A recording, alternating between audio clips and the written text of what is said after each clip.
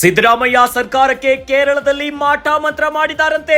ಮಾಟ ಮಂತ್ರ ಮಾರ್ಗ ಹಿಡಿದ್ರ ಸಿದ್ದು ವಿರೋಧಿಗಳು. ಇದು ಡಿಸಿಎಂ ಡಿಕೆಶಿ ಬಿಚ್ಚಿಟ್ಟ ಸ್ಫೋಟಕ ಸತ್ಯ. ಶತ್ರು ಭೈರವಿಯಾಗ ಅಗೋರಿಗಳಿಂದ ಪೂಜೆ ಮಾಡಿಸಿದ್ರಂತೆ. ಕೇರಳ ತಂತ್ರಿಗಳಿಂದ ಶತ್ರು ಸಂಹಾರ ಯಾಗ ಆಗಿದೆಯಂತೆ. 21 ಮೇಕೆ 3 ಎಮ್ಮೆ 21 ಕುರಿಗಳನ್ನ ಬಲಿ ಕೊಡಲಾಗಿದೆಯಂತೆ. ಸಿಎಂ ಸಿದ್ದರಾಮಯ್ಯ ಸರ್ಕಾರಕ್ಕೆ ಆಪತ್ತು ಕಾದಿದೆ ಎನ್ನುವಂತ ಪ್ರಶ್ನೆ ಮೂಡ್ತಾ ಇದೆ.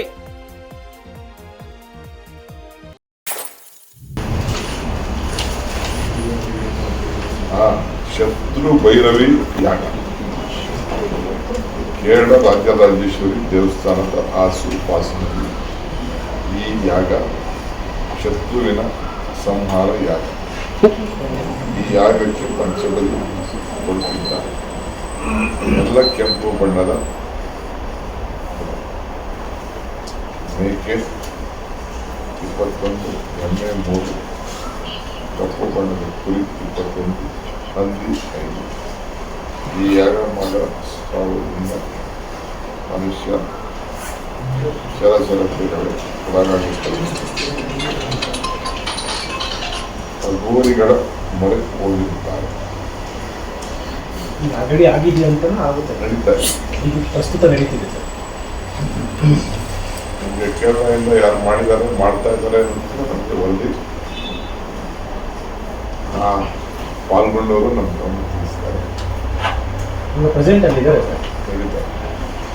ಯಾರಿದ್ದಾರೆ ಅಂತ ಮಾಹಿತಿ ಗೊತ್ತಿದೆ ಸರ್.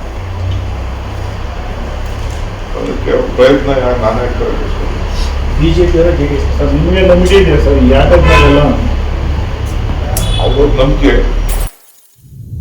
ಈತ ಮಾಟ ಮಂತ್ರ ಸುದ್ದಿ ತಿಳಿಯುತ್ತಿದ್ದಂತೆ ಹೈ ಅಲರ್ಟ್ ಆಗಿಬಿಟ್ಟಿದ್ದಾರೆ.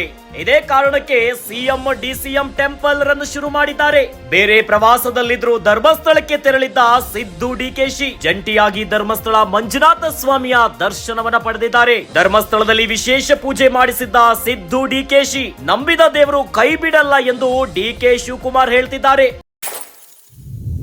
ಒಂದೆಡೆ ಬಿಜೆಪಿ ಪಾಳ್ಯದಲ್ಲಿ ಚುನಾವಣೆಯ ಫಲಿತಾಂಶ ಬಂದ ಮೇಲೆ ಕರ್ನಾಟಕದಲ್ಲಿ ಸಿದ್ದರಾಮಯ್ಯ ಸರ್ಕಾರಕ್ಕೆ ಆಪತ್ತು ಕಾದಿದೆ ಅಂತ ಹೇಳ್ತಿದ್ದಾರೆ. ಆದ್ರೆ ಈಗ ಸಿದ್ದರಾಮಯ್ಯ ಸರ್ಕಾರಕ್ಕೆ ಕೇರಳದಲ್ಲಿ ವಾಮಾಚಾರ ಮಾಡಲಾಗಿದೆಯಂತೆ. ಹೀಗೊಂದು ವಿಚಾರವನ್ನ ಸ್ವತಃ ಡಿಸಿಎಂ ಡಿಕೆಶಿನೇ ಸ್ಫೋಟಕವಾಗಿ ಬಿಚ್ಚಿಟ್ಟಿದ್ದಾರೆ. ಕೇರಳದಲ್ಲಿ ಸಿದ್ದರಾಮಯ್ಯ ಸರ್ಕಾರದ ಮೇಲೆ ಮಾಟ ಮಂತ್ರ ಮಾಡಿದಾರಂತೆ ವಿರೋಧಿಗಳು. ಯಾರು ಮಾಡಿಸಿದ್ದು? ಶತ್ರು ಭೈರವಿಯಾಗ ಅಗೋರಿಗಳಿಂದ ಏನೇನೋ ಪೂಜೆಗಳನ್ನ ಮಾಡಿದಾರಂತೆ. ಕೇರಳದ ತಂತ್ರಿಗಳಿಂದ ಶತ್ರು ಸಂಹಾರ ಯಾಗ ಆಗಿದೆಯಂತೆ.